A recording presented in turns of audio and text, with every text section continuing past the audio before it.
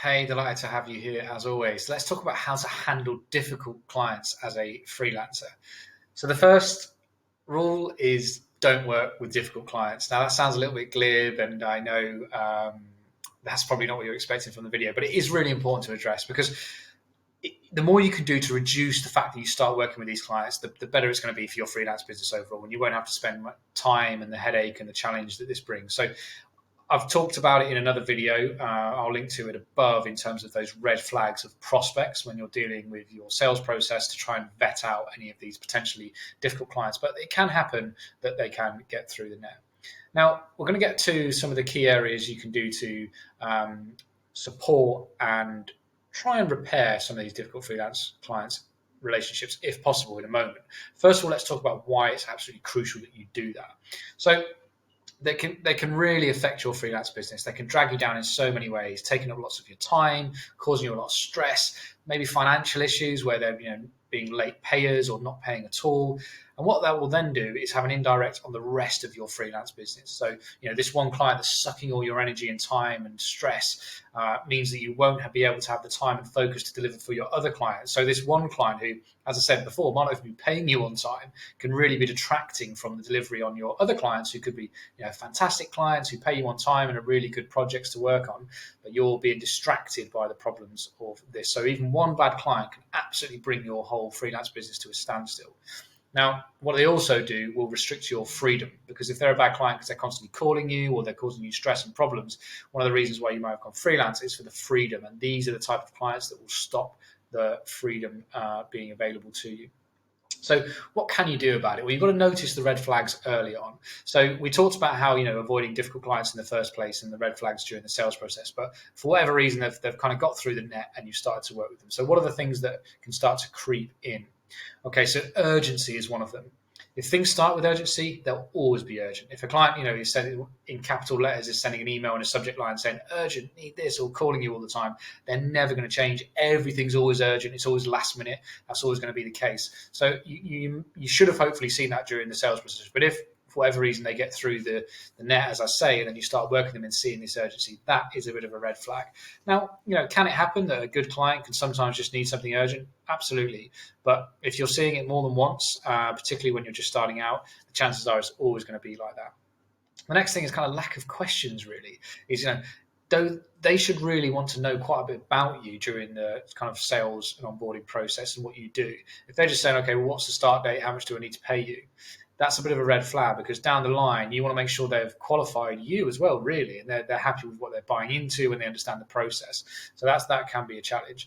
Then on the flip side, too many questions. They're just non-stop asking you all these infinite details and minor little things and calling you and messaging you at all hours. That's just going to that's not basically going to help with your client relationships at all.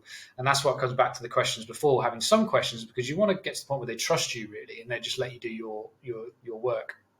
Bad mouthing your predecessors is a big one, right? So, if you're speaking to them in the sales process or early on in a client relationship and they start to talk badly about the person doing the service that you currently do previously, maybe even more than one person saying, our last web designer was really bad, or the one before that was even worse, the chances are they'll be saying that about you to the next person, regardless of how good you are, just because that is their nature. Unrealistic expectations is a big one. So obviously you need to try and kind of qualify them during the sales process and understand what their expectations are and share realistically what you think can be achieved with their budget and their project, whatever it might be.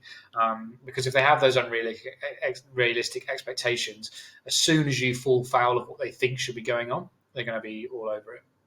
The next thing is that if they're too busy, which is a bit of an interesting one, really, because obviously, successful business, let's say, the client's a small business and they're successful, they're going to be busy, but there needs to be some time to give you what you need to do your job. Now, it might be great in the sense that they just let you get on with it because they're so busy. But, if you need assets or requirements, you need to speak to them, or you need to get them on calls. If you're maybe running a PR service or whatever it might be, you need to speak to them to create some content, get their sign off on the progress of the project. If they're just too busy to ever come back to you, sadly, it's just not going to work. And it's a bit of a shame sometimes, because I've seen what would be a great client just fall apart because of this aspect. But you do need to be mindful of it, because the reality is, if they're too busy for you, then they can't. They're not going to be able to give you what you need. So, you need to be mindful of these things and keep an eye out of them. Some of them, as I say, can start to creep in. So over time, you may have not seen these during the sales process, but maybe they start to, miss a few payments, or a few too many urgent requests can come in. Now, there could be reasons for that. So there could be pressure from above. There could be that a new person's come into the team. Maybe the business is struggling slightly, and it's affecting other areas. So there can be, but it's not really your responsibility, those things. If the dynamic has changed from the client relationship to what it was before, and it's not working for you anymore, you need to address that. Be very open and honest with the client and speak to them about it. And if there isn't going to be a resolution, don't be afraid to resign the account. I've done that a number of times, and when it was the right thing to do, and I've always reflected on that and never ever regretted doing so. If it gets to the point where you feel like it can't be recovered and it's not working for you anymore, do not be afraid to resign the account. It'll be best for everybody, and you'll be pleased you do that as you move forward onto other projects and opportunities. Now, of course, when you do that, you want to do it professionally. You want to make sure you deliver everything that was part of the agreement, and if there's a notice period or whatever it might be, you share the project and get the obviously get the payment sorted out from their side, and then move forward. So that is something you need to be mindful of. So we'll leave it there in terms of that video, but I hope that was useful as always. Please do like and comment below if you have any questions or thoughts on this one, and we'll see you in the next one.